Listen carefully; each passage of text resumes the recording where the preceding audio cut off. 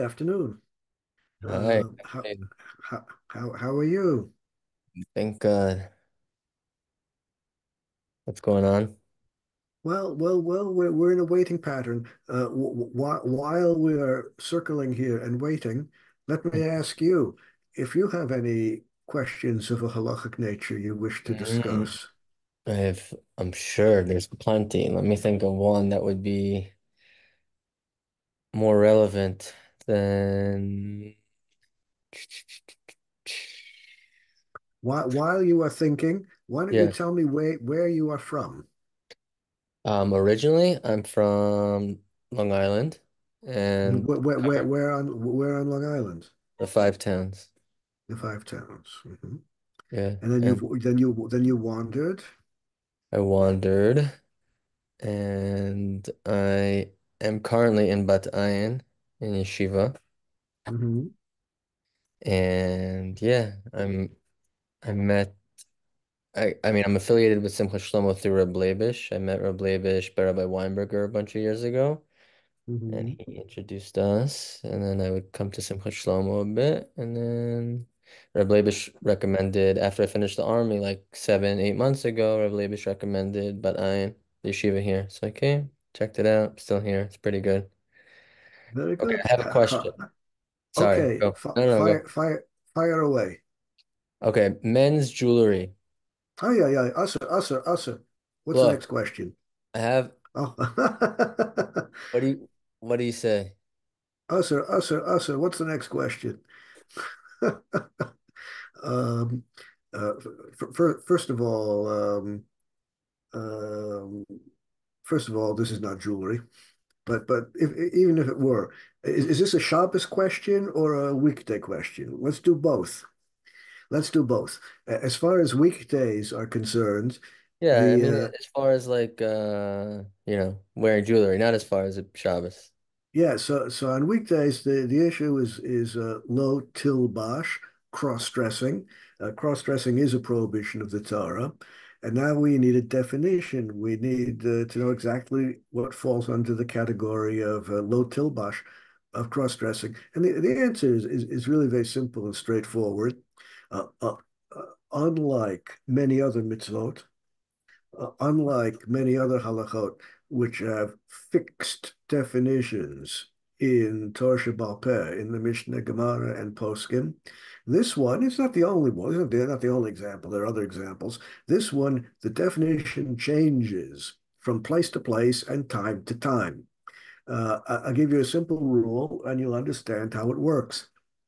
If you have a specific item, whether it's a key on a string around the neck, or a key on a silver or gold necklace, or anything else worn anywhere on the body, uh, uh, take the object, whether it's a shirt or a blouse, whatever it is, take the object and ask a few random people, you think this belongs to a man or do you think this belongs to a woman? Well, if the consensus is, oh, that's clearly a male garment or that's clearly a female garment, then the other side is not allowed to wear it.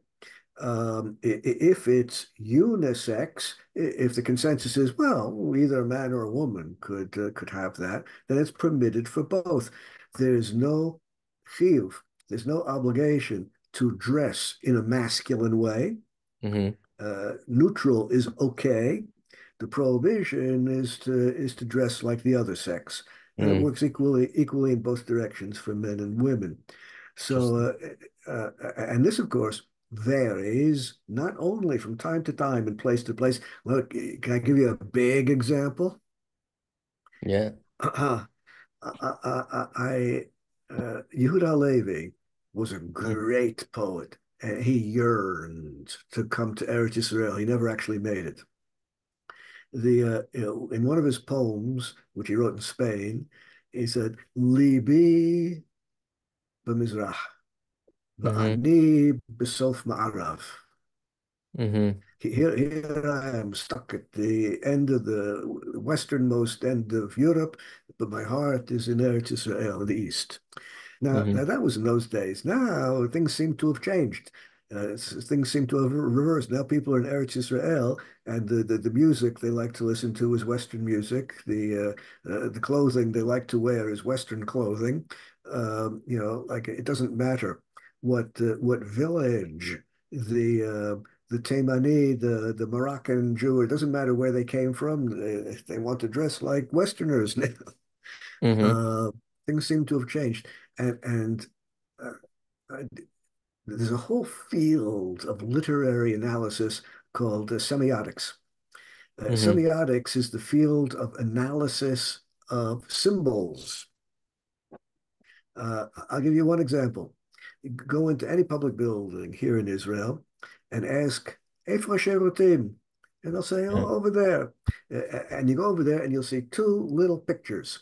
One picture of a stick figure with a skirt, another figure with a stick figure with trousers.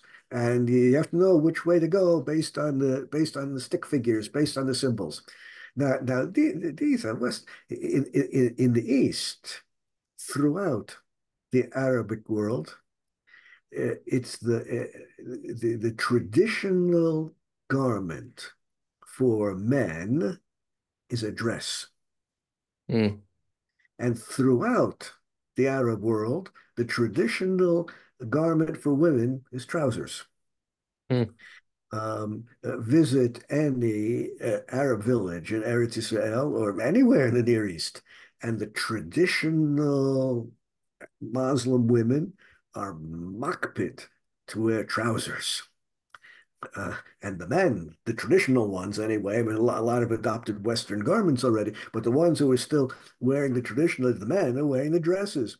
Now Mm. this is true not only the Arabs. Look at old photographs, old drawings of the Jews from Morocco, yeah, Yemen, wherever, and the men were wearing dresses and the women were wearing trousers. Mm. So in a place and time where you hold up a pair of trousers and ask people, you think this belongs to a man or a woman, and the consensus is, oh, only a woman would wear trousers. So, well, then it's prohibited for a man. If you're in a Mm. Western, and it varies from town to town, from time to time. It could vary from neighborhood to neighborhood simultaneously.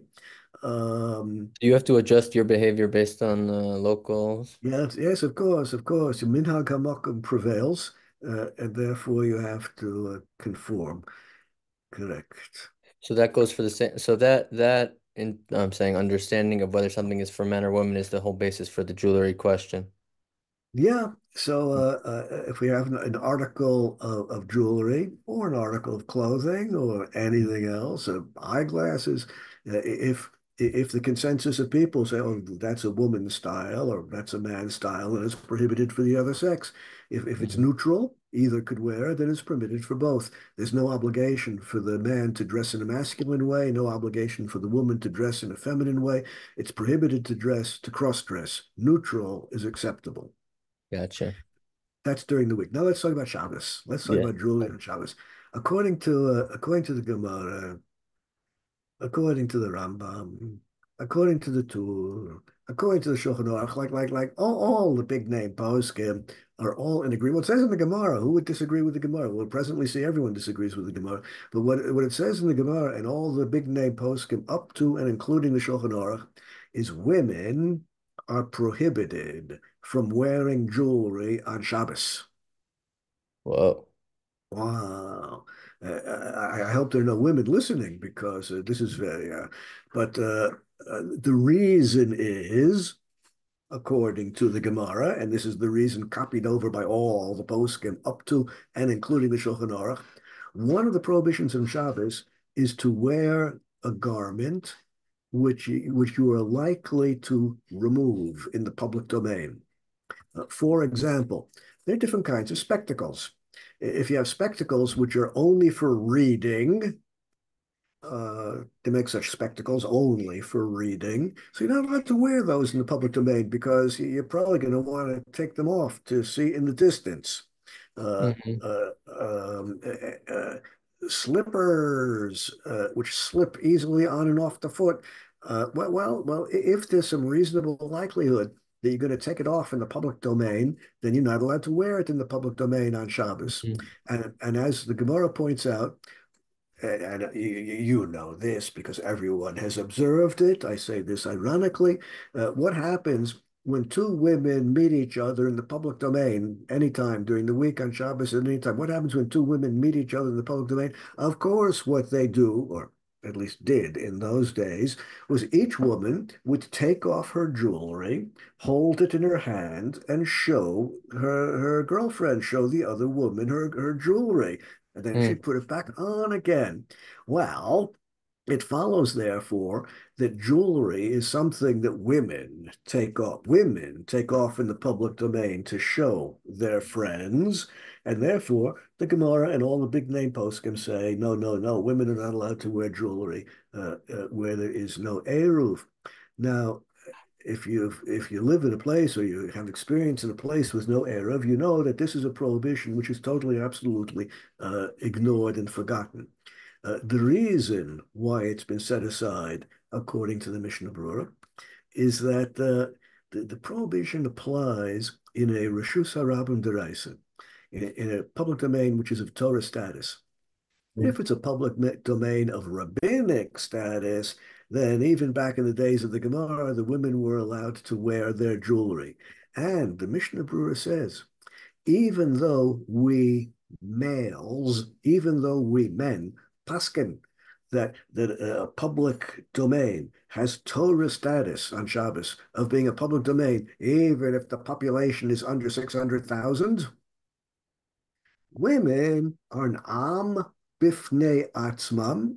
They have their own halachic decisions, and women hold that in order for a public domain to be a public domain, you need 600,000 people traversing the street every day, and that doesn't happen in any modern city. And therefore, since the women hold this leniency in the prohibition of hotza'ah on Shabbos, that's why they're wearing their jewelry. And now we learn from this, among other things, that Mishnah Brura has no difficulty at all in men and husbands and wives being paskening very differently. Mm. There's Reb Moshe Feinstein always used to say, there's no particular reason why my wife has to follow my opinions. She can ask any Rav she wants. Now, of course, all this is true in issues where husband and wife are independent of each other. In some things, they're on the same page. If they're going to be eating the same food, they have to be in agreement about what opinions they're following in the kitchen.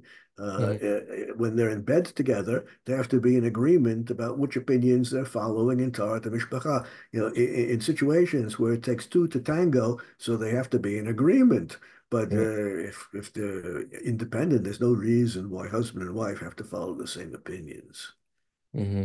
Interesting. I didn't know there was a whole different thing. I mean, that's interesting to me that women can obviously that a man and wife don't have to follow the same opinion, but the concept of women poskening what Rosh Hashanah is a different way, that's a Yeah, whole they new. follow different rabbis. They follow different opinions. But you said that was how the women interpreted it, not that that they follow. No, no, no, no, no, no. Amongst the Rishonim, Machlokas Rishonim on the question of whether you need Mm. 600,000.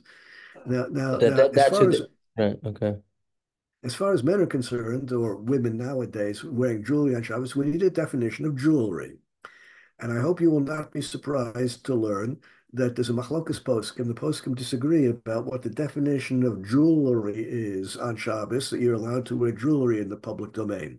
Mm. Uh, the Mishnah Brura is very strict on this issue, and his opinion is in fact not very popular nowadays.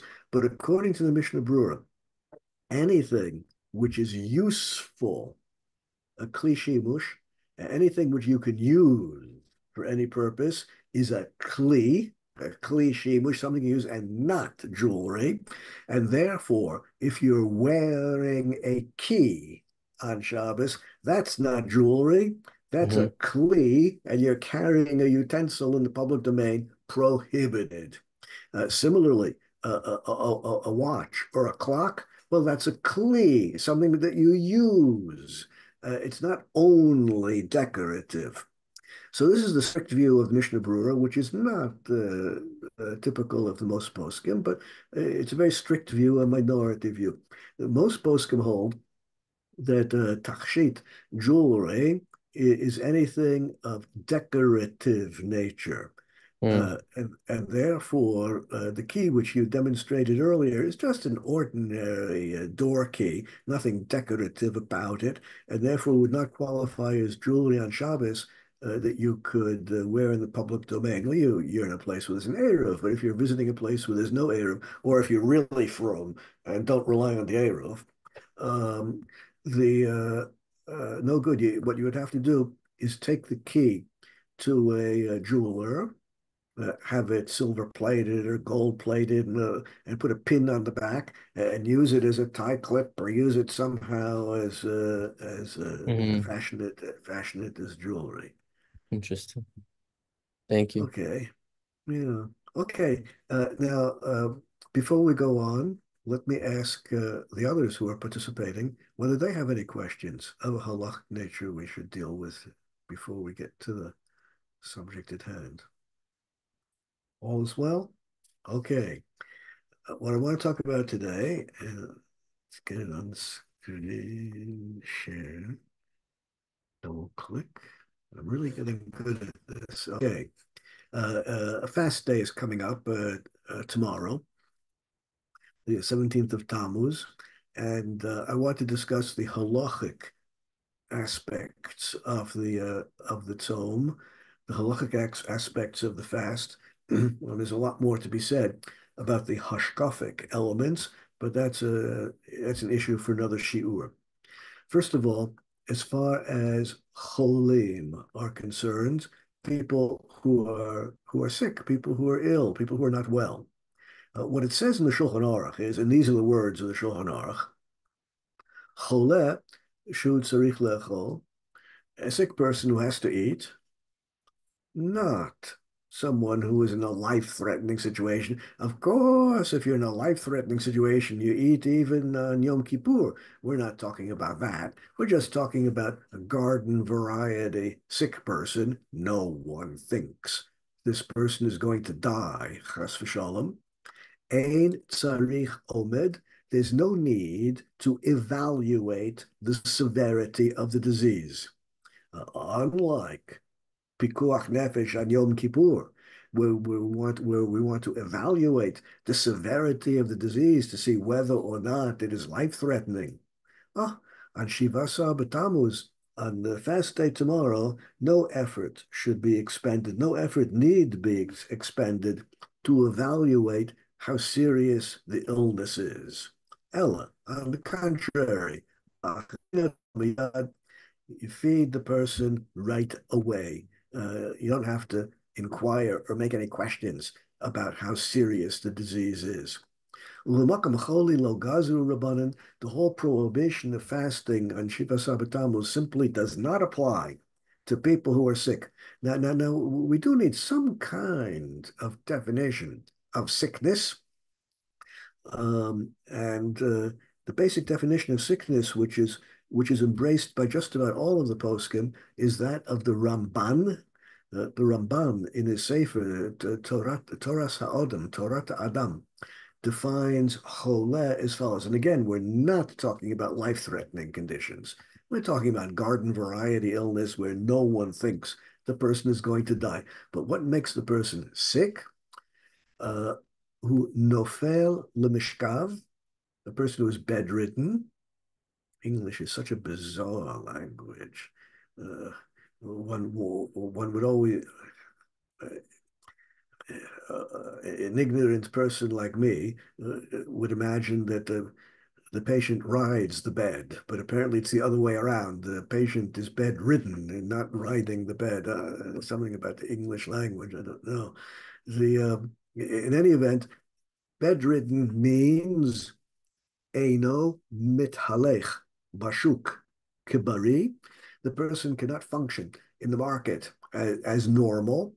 That's a complicated way of saying anyone whose headache, stomach ache, weakness, whatever it is, interferes with normal functioning. You cannot function normally because your knee hurts you, or you have headache or whatever. There are headaches and there are headaches. There's some headaches. Well, you can go about your business perfectly normally and overcome the headache. That's not called chole. The headache, the pain in the knee, whatever the problem is, if it's severe enough to interfere with your functioning, you cannot go about your activities in the normal way. That's chole. That person requires no further evaluation. That person eats and drinks.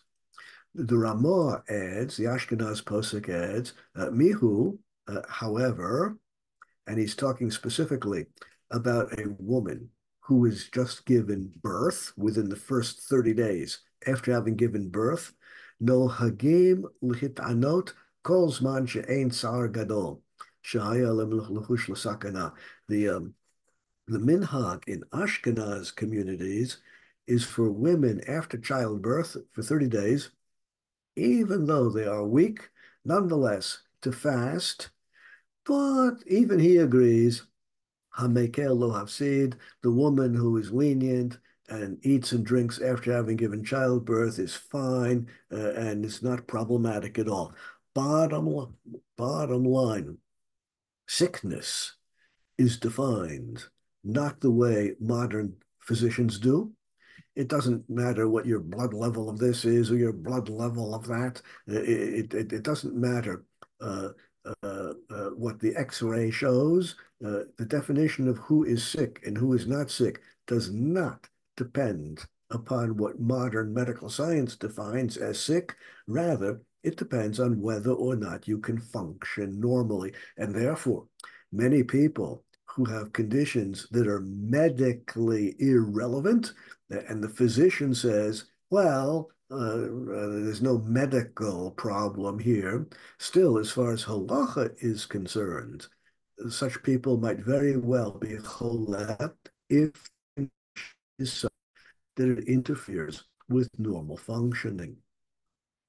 The Mishnah Brura says, choleshu tzarich, quotes the Shulchan Aruch, sick person who has to eat, means hu chalush, v'chash begufo. Even someone who is weak, you might go to the doctor, and the doctor says, there's nothing wrong with you. You just happen to be old, and so you feel weak. You just happen to be pregnant, and therefore you feel weak. There's nothing medically wrong. You're perfectly healthy. You just happen to be pregnant. That's all. So you feel weak. Well, medically, this person is not sick at all, but the person feels weakness. And that halachically makes the person sick. Even though there's no threat to life, that person should eat and drink. Mishnah Brura also wrote, Hamekel lo hafsid. In this area, leniency is the way to go. Someone who is lenient on eating and drinking on Shivasa B'Tammuz loses nothing, and therefore leniency is always to be preferred. All the more so if someone is weak, all the more so if someone has difficulty functioning. There's no benefit in being strict. Um, Up until now, I've summarized the opinions of the Ashkenaz poskim, the Mishnah Brura. Now let's take a look at the great Sephardic poskim. Yalkut Yosef, written by Rav Ovadia Yosef, who was the Rishon LeZion, the great Sephardic authority. Chole she'ein bo sakana patur militanot b'chol hatzomot ha'ela. In all of the minor fasts, sick people, even though there's no threat to life, are exempt from fasting.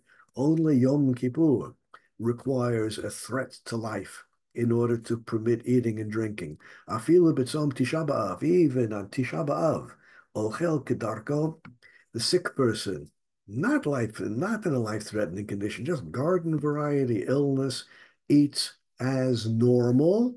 Eino choshesh, has nothing to be concerned about, no reason to be machmir in that case. Well, the voice of the poskim is perfectly clear that anyone who feels It doesn't matter what the symptoms are. Headache, stomach ache, your knee hurts, you feel weak. It doesn't matter what the symptoms are. If the symptoms are sufficiently strong that they interfere with your functioning, you should eat and drink normally on Shiva Tammuz. If the symptoms are so mild that you can overcome them and go about your ordinary daily activities uh, uh, uninterrupted, then you should fast. Now, of course, this affects particularly people who are involved in professions, people who have to work on Shiva Tammuz. Some of us are retired. We don't work at all. Uh, but some people have to work. Imagine someone who's a nurse, a physician, a pharmacist, someone who has responsibility to take care of the sick. And if they fast, they will experience a weakness, and it will be more difficult for them to go about their ordinary activities. They should not fast, and indeed, it's wrong to be mahmir in situations like this. Now let's deal with some specific issues. Uh, Caffeine. You don't know about this. Uh, Here's the introduction. There is a phenomenon which is called addiction. Addiction means that you are habituated to consuming a certain substance, for example, caffeine, which is in coffee, nicotine, which is in those nicotine is in those things, what do they call them, cancer sticks. The People become addicted to these things, and they have difficulty functioning unless they get their daily fix. Now, one of the curious things about rabbinic literature, Mishnah, Gemara, Midrash, the Rishonim, one of the curious characteristics of rabbinic literature in its broadest sense is that rabbinic literature seems to know nothing, absolutely nothing about addiction. Although addiction is a big problem in human society, although addiction is a big problem in people's personal lives, if they are addicted to whatever it is they're addicted to, nonetheless, Chazal and the great rabbis through the generations, I speak not only about halachic literature, midrashic and Musar and Kabbalah, in the whole length and breadth of rabbinic literature, not a hint of discussions of addiction. And it's perfectly clear to me that on the historical level, alcoholism is almost surely the oldest addiction of mankind. Um, Alcoholism has surely been with us since the days that Noah got out of the boat, got out of the teva, out of the ark. And alcoholism is not only a big problem in the personal life of the alcoholic, it's a big problem for society as general. Nonetheless, Chazal never speak about it. Nonetheless, there's not a hint of discussion of alcoholism or any other form of addiction anywhere in rabbinic literature in its broadest sense. This is curious and demands some kind of explanation. There was a change around 100 years ago. Beginning around 100 years ago, rabbis started to talk about addiction. And beginning with the Chavetz Chaim, the Chavetz Chaim was the first of the great rabbis to prohibit smoking tobacco products because, he said, it ruins your health and you become addicted to it, and therefore it should be prohibited. Well, as you know, many poskim prohibit smoking tobacco products. We could talk about smoking other leaves on another occasion, but many poskim prohibit smoking tobacco. But it began with the Chavetz Chaim just around 100 years ago. Before that, well, in the good old days, when all was right with the world, back in the days of Chazal, back in the days of the Gaonim, back in the days of the Rishonim, back in the days when all was right with the world, everyone, beginning at around age 6, everyone was drinking wine, breakfast, lunch, and dinner. Everyone in society was an alcoholic. Uh, Everyone in society, this difference between being an alcoholic on the one hand and being drunk on the other. As far as drunkenness is concerned, it's easy enough to put together a long list of rabbinic sources, well, beginning in the Nach and going through all rabbinic, easy enough to put together a very long list about the evils of drunkenness, beginning with Noah. But the drunkenness is one thing. Alcoholism is something else. Drunkenness, well, one can be rip-roaring drunk occasionally, but it doesn't mean you're an alcoholic. An alcoholic is someone who needs his or her morning eye opener, just cannot function well without the daily fix. Now, an alcoholic can be very high functioning. Alcoholic need not be drunk, but still, the alcoholic is addicted to the alcohol and cannot function without it. That's an addiction. That's alcoholism, which is a very different concept from drunkenness. And back in the good old days when all was right with the world, just about everyone, just about everyone was drinking wine, breakfast, lunch, and dinner, and therefore everyone needed their morning eye opener, a glass of wine, or they experienced withdrawal symptoms, malaise, headache, weakness, all the typical symptoms of malaise from alcohol withdrawal. This is the beauty of all addicting substances. The beauty of all addicting substances is it's the poison and the cure in the same bottle. Uh, you don't get your fix, you really feel bad. Treat your lungs to a lung full of nicotine, and within seconds, you feel a lot better if you are addicted to nicotine. You don't get your morning shot of scotch, and if you're addicted, if you're an alcoholic, you swallow some alcohol, and within seconds, you feel a lot better. Now, what about people who need their morning coffee in order to function properly? They need their morning shot of caffeine. Well, although the poskim do not address the simple, straightforward solution to the problem, namely using a caffeine suppository, after all, using a suppository is not derech achila and is therefore not prohibited on fast days, not even prohibited on Yom Kippur. That would be a simple solution for caffeine junkies to get their daily fix through a caffeine suppository. But let's see what the poskim say.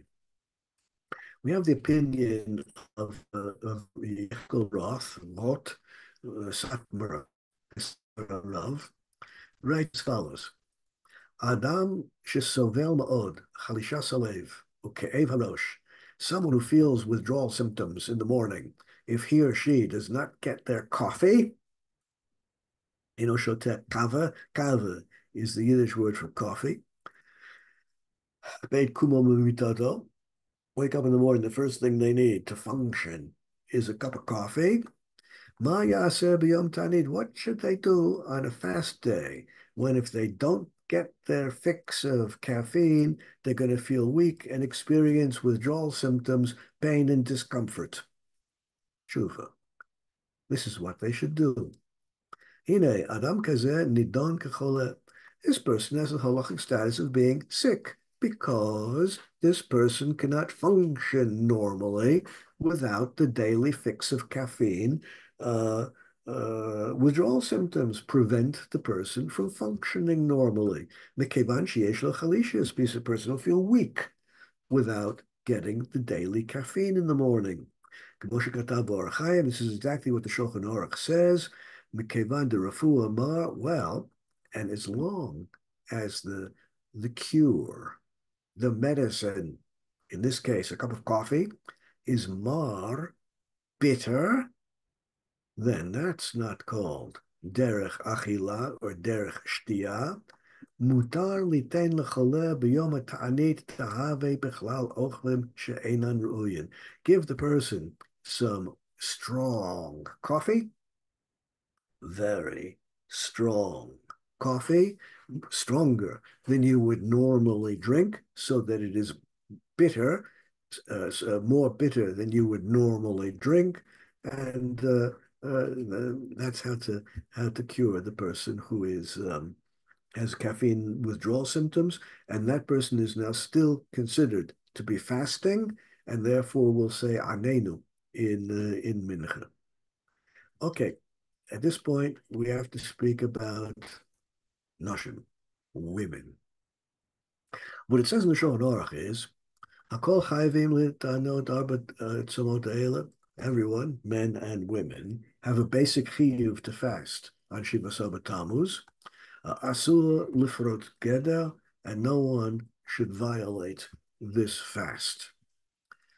The Ramah, the Ashkenaz posek adds, mihu, however, uberot, uminikot, pregnant ladies, and nursing mothers, shemitztarot harbe, who have a lot of discomfort, which pertains to just about every normal pregnancy, even though the pregnant woman is in no sense medically sick. She's perfectly healthy, but there are aches and pains associated with just about every pregnancy.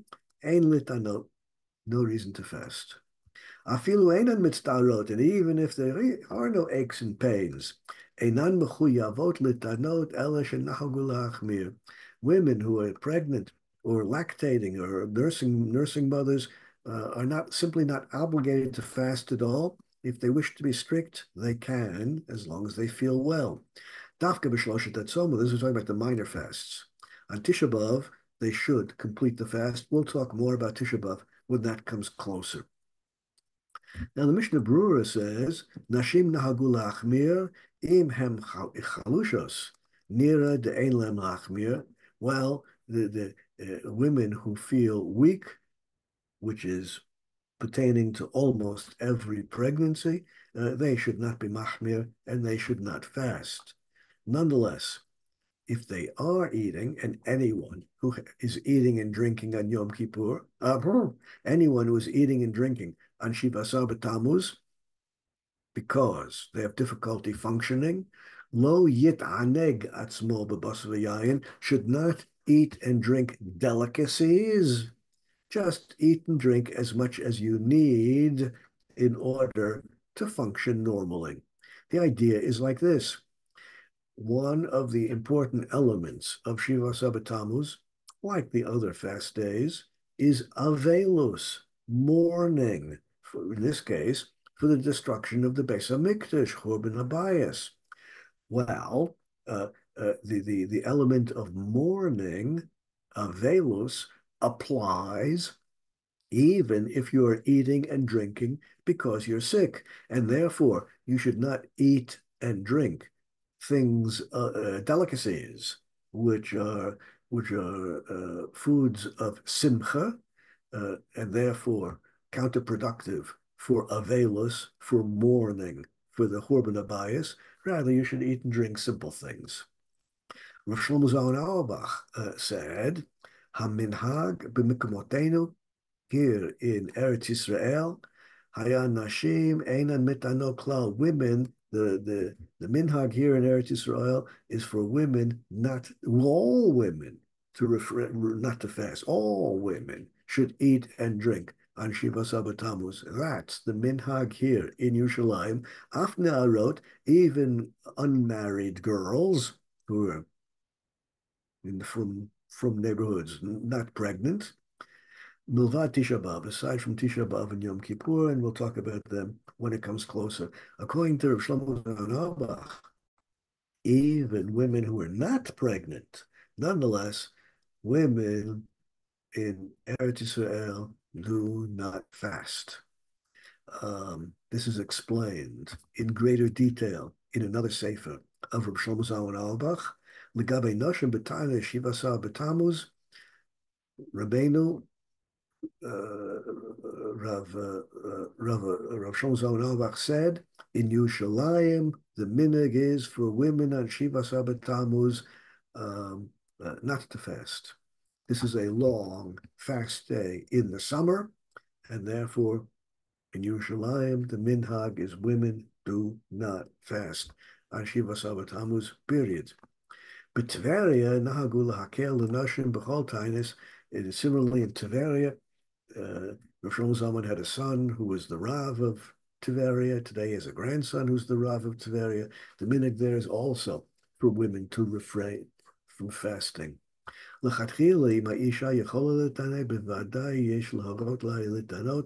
course, a woman who is capable of fasting without any decline in functioning, of course, that woman can be encouraged to fast. But if there's any reason at all for leniency, if fasting will in any way impede her functioning, well, then one should be lenient.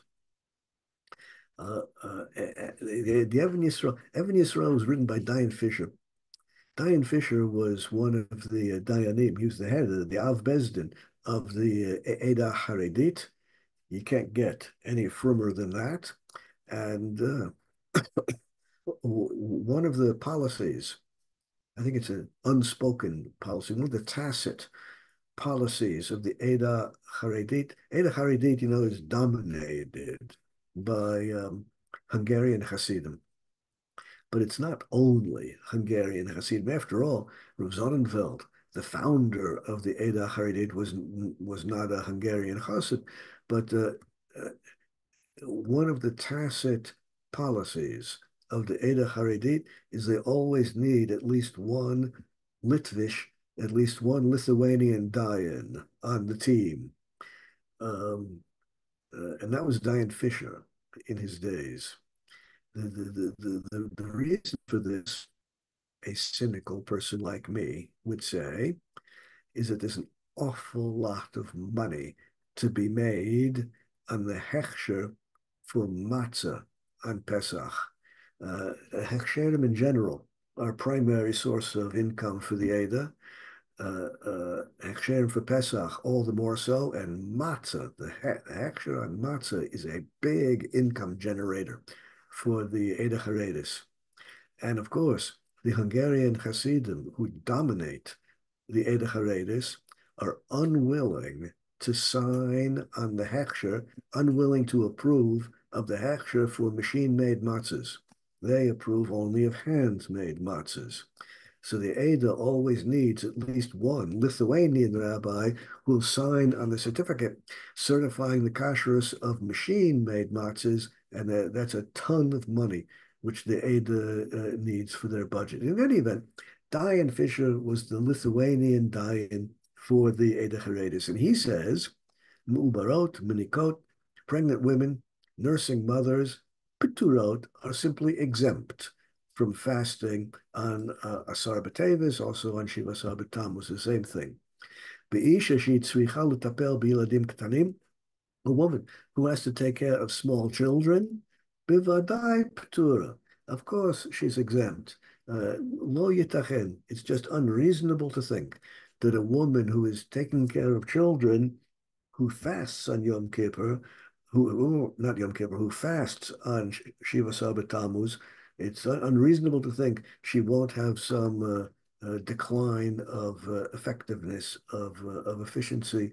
Of course, fasting will impede her taking care of the children, and therefore she should eat and drink.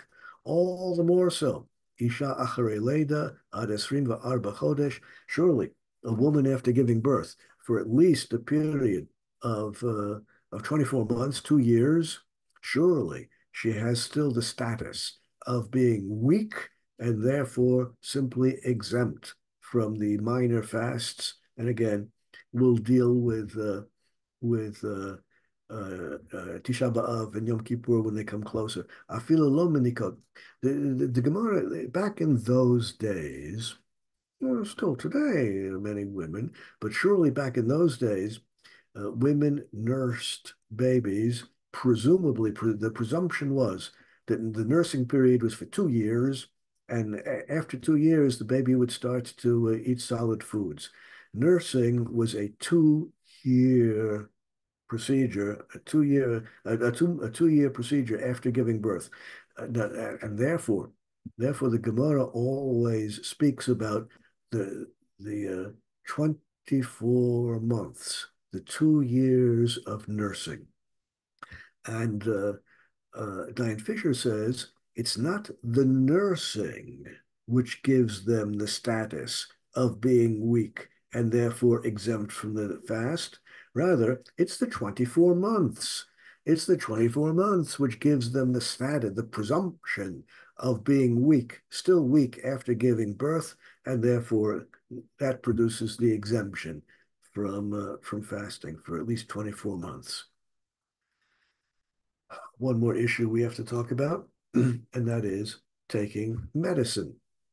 Uh, Whatever the medicine is that you've been prescribed, pills, capsules, tablets, medicine in any other form. Kaf HaChaim, written by Rabbi Sofer here in Yerushalayim in the beginning of the 20th century, writes as follows: Chola, bar minan, chola, heaven forbid that you be sick, שהציבו לו רופאים לבלוע שניים או שלושה גרגרים, the sick person whom the doctor has commanded to swallow 2 or 3 pills, capsules, tablets, doesn't matter what shape it's in, the doctor has commanded the sick person to swallow a few of these medical tablets, whatever it is, b'toch elu hayamim, utzrach litanot, and during the time period of the therapy, it's going to be Shivas Abatamus. Mutar lo lechatchila nami levloa l'shtot avakalana. It's permissible to swallow the pills. If you need some liquid with it to swallow, you should take something bitter, a liquid which is bitter that you would normally not drink, in order to enable you to swallow the pills if that's what's needed. Rav Avad Yosef in the Yalkut Yosef, we quoted him before, says, Adam Bey, Shemitaneh, a healthy person who is fasting, Ach alav livloa glulot kadurim neged michushay rosh v'chuleh, a healthy person who is taking medicine for preventative purposes, a healthy person who does not have a headache at the moment, but is taking medicine for preventative purposes, and nowadays this is very, very common. Huge numbers of people out there are perfectly healthy. Nonetheless, they're swallowing everyday medicine to prevent the onset of this or to prevent the onset of that. Although at the moment they are healthy, they're taking blood pressure medicine so that they won't have a heart attack in the future at some point. Even though they're perfectly healthy, they're taking medicine to regulate the lipid levels in their blood. Even though they're now perfectly healthy, they're taking these medicines every day so that in the future they will not have a stroke at some point. Even though the person is perfectly healthy at the moment, nonetheless, the person is swallowing metformin, some medicine every day, to reduce the glucose levels in the blood so that in the future the person will not go blind or lose a limb through clogging up the capillaries with sugar. Well, even though the person is perfectly healthy at the moment, functions absolutely normally, preventative medicine is still permitted on Shiva Sabbatamuz. Mutar lo livlo hatrufa b'li mayim, preferably to swallow it without water if possible. וכן מותר לשתות תרופות שאין הכרח נהנה בהם. If some liquid is required, it should be a liquid that you don't enjoy drinking, something bitter. Well, the poskim were basically agreed on this issue. The last point is brushing teeth. Oh, you modern fuddy-duddy people brushing teeth all the time. I remember once speaking with, long ago in my youth, I remember speaking once with an old chassid who was originally from Europe. His father had sent him, long before the Holocaust, his father had sent him to a yeshiva, to Volozhin yeshiva, to learn Torah. And this young Hasidic boy came back, Ben Hazmanim, during the holiday period. His father saw him using this modern, newfangled gadget called a toothbrush. And the father realized immediately that the son had been poisoned with Western culture in the yeshiva and prohibited him from ever going back again. Um, well, those of you who have taken upon yourself the yoke of Western culture and abandoned all hope of Torah living and are using toothbrushes, what's the halacha on Shiva Sabbat Tammuz? What the Ramah says is mutar lil'os atse kinamon. On the fast day, it's okay to chew cinnamon stalks. You know, it's like wood when you buy it in the shuk. You can chew on that or other besamim, which will give a good smell in your mouth. And of course, this will produce more saliva, and that's okay, aside from Yom Kippur. On Yom Kippur, we don't do that. The Minchas Elazar, who was the head of the Eda Haredis, Rav Dayan Weiss was his name, Rav Yitzchak Weiss, Nirel halacha de'ein l'nakot shinayim b'tisha b'av. On Tisha B'Av, you should not clean your teeth with water, also not with vinegar. Rak im yesh lo tsar gadol, unless you have great discomfort. If you have great discomfort, then you can even brush your teeth on Tisha B'Av with water or preferably vinegar and spit it out. Aval nirel hakel lemish yesh lo reach peh.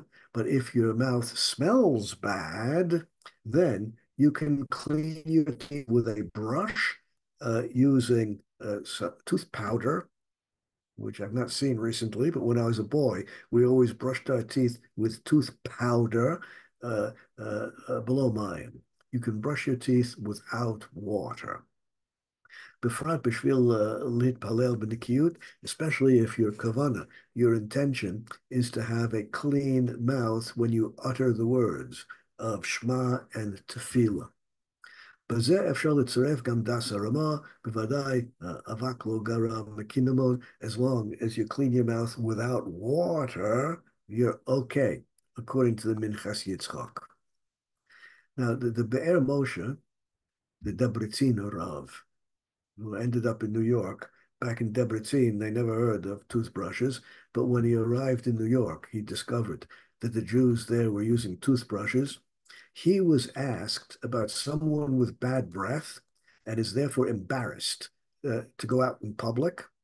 Imshari, is that person allowed to rinse the mouth on Tisha B'Av with mouthwash? Tshuva, his answer, well, someone who is embarrassed in public because of bad breath can indeed use mouthwash on Tisha B'Av, all the more so on Shiva Sabbat Tammuz. Just when you're rinsing your mouth with toothbrush, don't hold your head back because then you might actually swallow some. Just make sure you spit it out.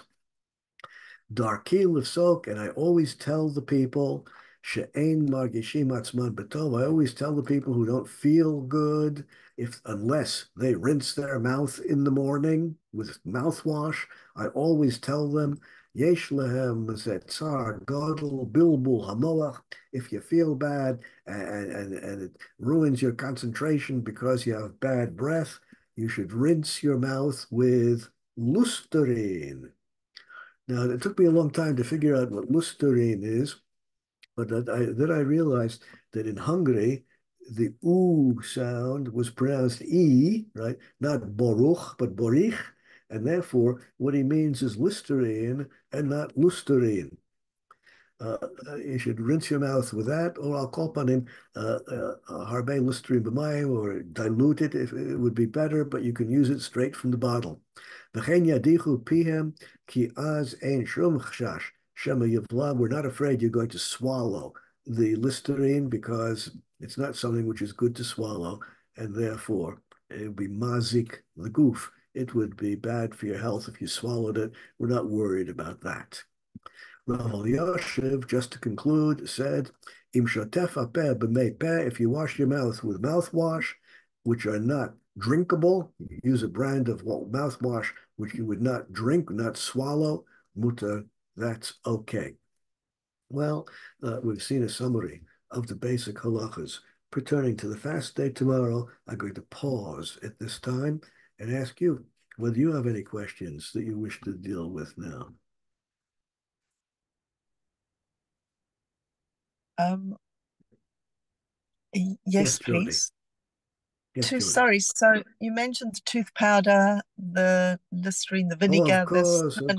of course, it's nighttime there. Of course, they have the day and night reversed, right? Okay. Yes. Sorry, I'm in the car. What did you wish to ask? So like the cinnamon bark, the vinegar, does that, where does toothpaste fit into all of that? Although it's not poisonous, no one eats it. No one swallows it. Of course, there's nothing poisonous about it, and therefore, if you do swallow some of it, there's no concern. But it's not something Yeah. people eat. It's not something people eat, and therefore has the status of Listerine.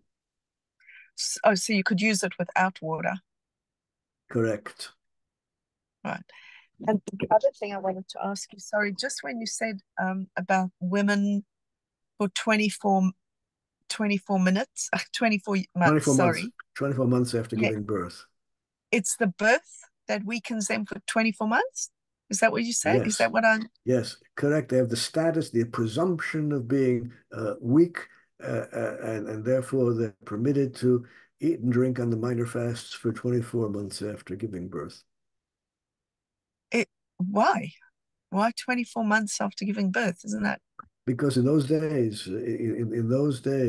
women, well, even today, many women nurse for 24 months.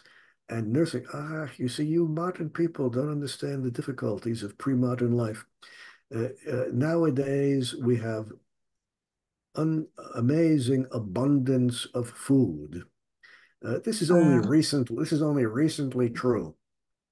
But in antiquity, in the Middle Ages, into early modern times, women who were nursing were severely undernourished.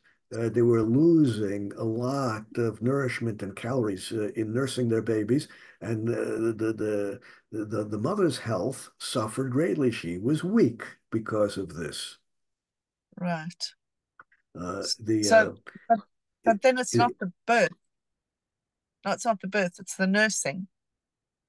Yeah, well, yeah, that's what the Gemara says, the 24 months of nursing. Diane Fisher says it's the 24 months that require recovery from birth. After birth, women are surely weak for a while. The question is, how long are they weak? As we presume, 24 months. So, just on that basis, I mean, if they weren't nursing their babies, Yes, somebody... since in those days, the weakness typically lasted for 24 months until the baby was weaned. Therefore, the rabbinic injunction to fast was never intended to apply to women for the first 24 months after giving birth. And therefore, even today, if a woman is not fasting and not weak, well, the original legislation never applied to her for those You mean 24 sorry, you months. mean if she's not nursing? Yeah, she still Yeah. refrains, does not fast. Even if she's not nursing for 2 years after Yeah, birth, yes, you don't fast. because when they originally instituted the rules of fasting, those rules were never intended to apply to women for 24 months after giving birth. There were reasons for this because the women were nursing and because they were malnourished. But even when those reasons no longer apply, well, the legislation never applied to women for 24 months after giving birth. Wow. So I'm just going to And say it one more time to get it clear in my mind. yes, If you've given birth within 2 years, even if you're not nursing, and you you function still would fine, not fast. And correct, everything's fine and you're 100% because because the that's the rule. legislation was never intended to apply to these women. And so is it kind of, it would obviously be good to fast. You could fast or you, Oh, a woman who wants to fast can be encouraged to do so, yes, but right. But if only she if she doesn't wants want to. to, No, and if there's she no doesn't need. want to, 100% fine. 100% fine. Amazing. Okay. Thank you. Okay, be Thank you for well. clarifying. Okay. Okay. Be well. Have a good week and a safe week and Thank you. eventually a good Shabbos. Shalom. Amen. You too. Thank you so much. Bye. Bye-bye.